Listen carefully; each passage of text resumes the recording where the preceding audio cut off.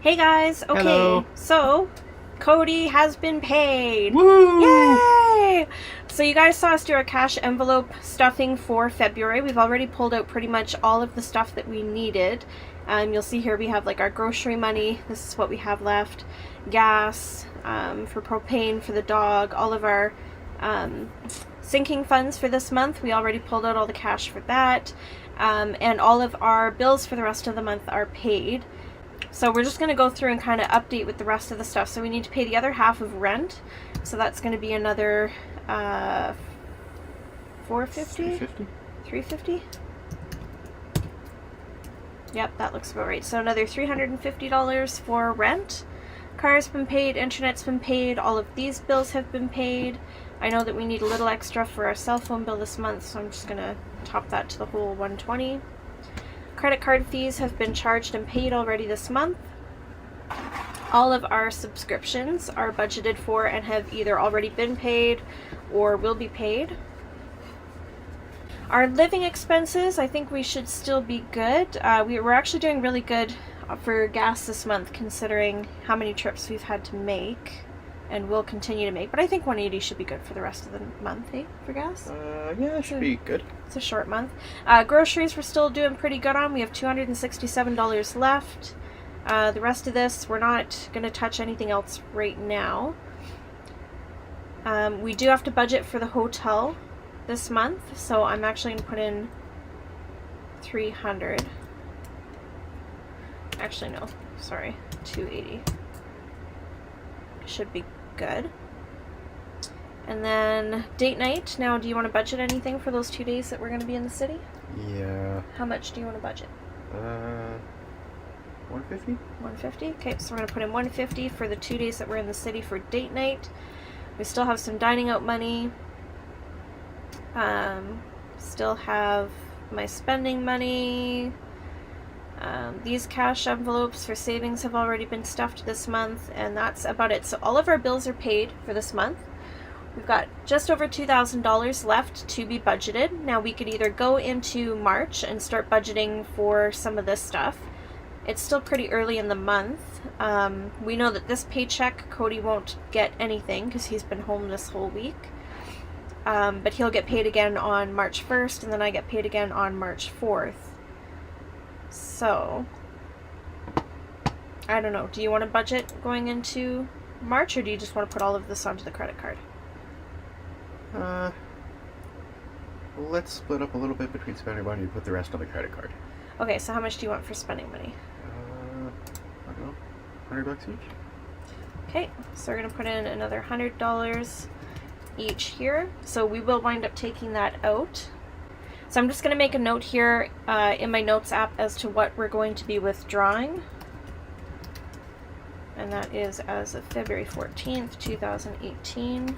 So we've got Cody's spending money of 100, my spending money of 100, date night, which was 150. And was that all that we added in there for taking out in cash? Yes. Okay, so now we're left with $1,861.67. So with that money left over, there's just a couple things here that I forgot I need to budget for. So every time I email money, it costs me $1, so I'm just going to put in another $1 there because I email our rent to the landlord out here. And then I don't have a category for it yet, I don't think, for bank fees. Oh, I do. Okay, so I need $5 in there for my CIBC bank fee. And I think that's it. So $1,855. And so we're going to put that all onto the credit card as an extra payment. And that's going to knock us down by a pretty penny. So $1,863.99. So that brings our gold MasterCard down under $1,800. Boom. Whoop whoop. I'm very excited about that because we were at like $5,000 last month. So yeah, we are making good headway. Also, I just want to make note here, our age of money, which is funny because if I undo that transaction, it's actually 19 days. But anyways, so after we pay our Credit card, our age of money is 18 days, whereas before it was about 3 days. And I also just wanted to note here, you can see here how much we've overspent each month in the previous months. It's been like not an insignificant amount, but since we've committed in January to being on a cash budget, we overspent $0 in January. That's February.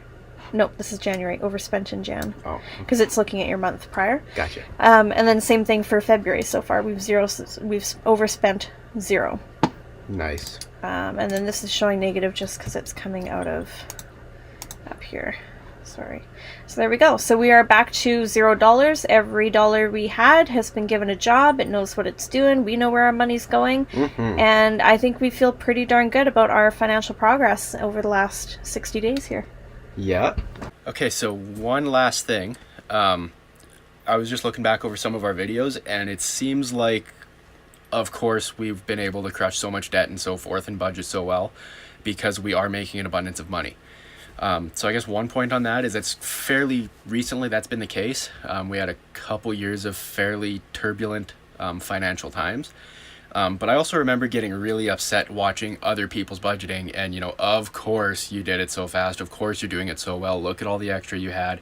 If I had that much extra, I could do it too. You know, it's kind of woe is me sort of mentality that I had. But we honestly had no idea that we had this much extra. Like, we knew we were making good money and we knew our bases were covered, but I had no idea that we'd be able to get out of debt, start planning for some form of retirement income and so forth, and start really planning long term, just because we were living minute to minute, flying by the seat of our pants. Our money would talk. It would say bye, often before it even hit our bank account.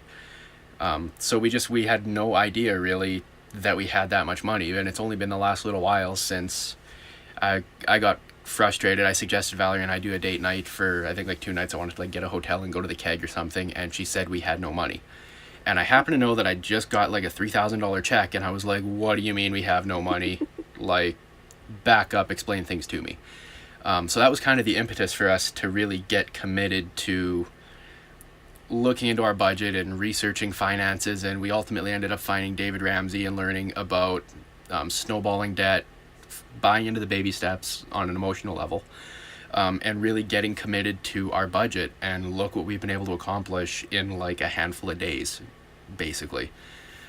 So definitely you guys can do it too if we can rein ourselves in. The only real key is to leave enough room in certain places so that you don't feel restricted. I mean, you'll notice, I think, all of our budgeting videos, one of the first things I suggest is that we both get spending money. That way, if there's something we want, we have money for it. It's not, oh, no, I can't, and then you feel restricted. But yeah, that's kind of my portion. So I hope you guys are doing good, and we'll see you on the next one. Cody just gave a lot of really good points there. The only thing I wanted to add on that we've noticed, because I have been budgeting for years, I am like the expert budgeter. My problem, however, is that I set a budget and then I track my spending. I don't actually follow the budget. So every month I would make my budget and I'd be like, oh yeah, if we can stick to this budget, we're gonna be so far ahead financially. And then at the end of the month, as you saw, I would overspend on our budget and I'd be like, oh, we went over on dining out by $300. Let's make a note not to do that next month. And then we would do it again.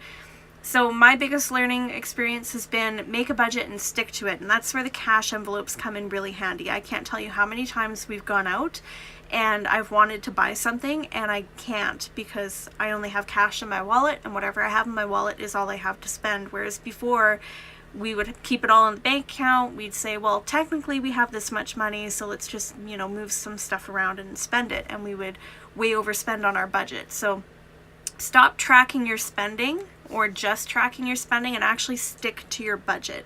And if you're somebody like me who really struggles to do that, I highly recommend doing the cash envelopes. Yes, it's a little more inconvenient.